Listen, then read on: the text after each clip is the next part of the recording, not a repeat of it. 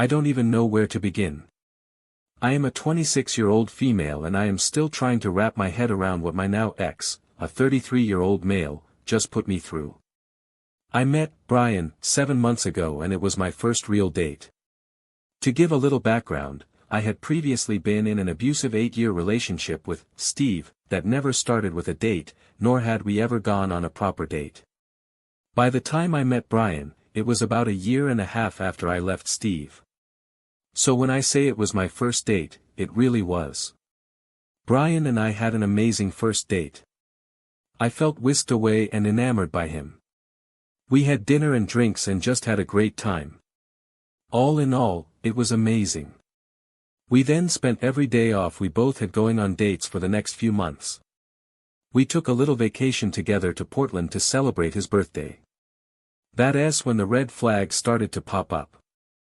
On his birthday, our last night in Portland, we got into a bit of an argument about body count. It was stupid, but by the time we got back to the Airbnb, I was upset and headed to bed.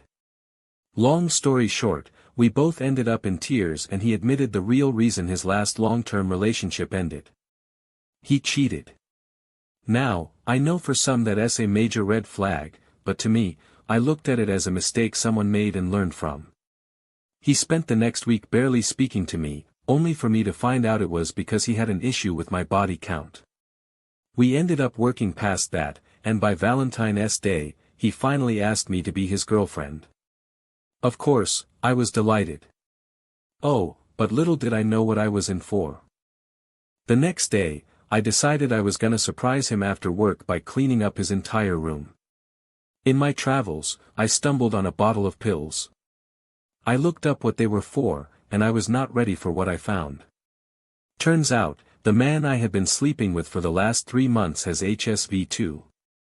I spiraled internally, left his house, and confronted him when he called. He admitted to it. Now, I know most people would have walked away, but I thought I found an amazing man who was in tune with his emotions and treated me like a princess. I wasn't about to give that up, so I stayed. Oh, but the story doesn't stop there. It gets so much worse. The next red flag appeared while we were on vacation meeting his family.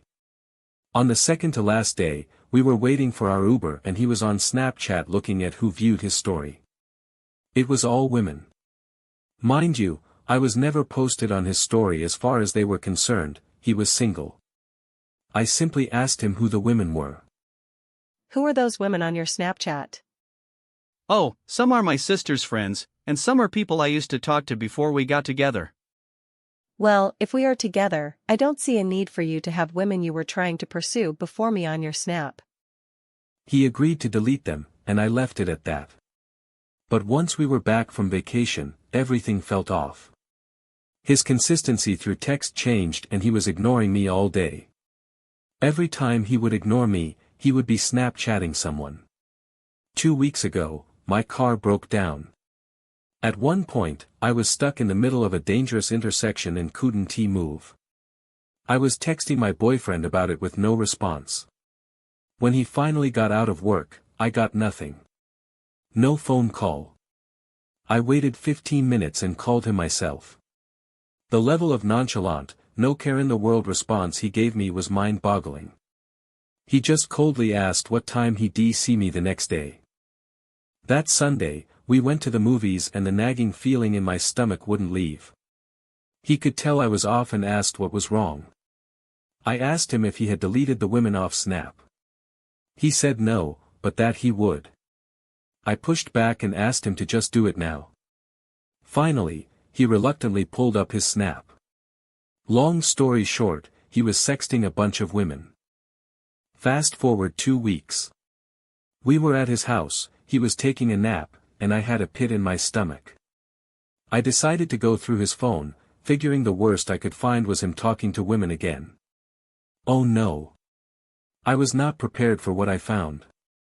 I found texts between him and a man we will call Charles. Brian had texted this man just 2 days after I took him back, begging to see him. He was calling Charles Daddy, and this wasn't their first time spending the night together. Yes, my boyfriend was sleeping with a man 2 days after we got back together. Everything after that is a blur. I confronted him, and he didn't even want to talk about it. We should just break up. After I demanded to know the truth, he finally admitted everything. I have slept with 3 different people, multiple times, since we started dating. I packed my things, demanded he pay for my Uber, and to be honest, I can't stop laughing. I don't know when my life became a never-ending show, but at this point, laughing is all I can do.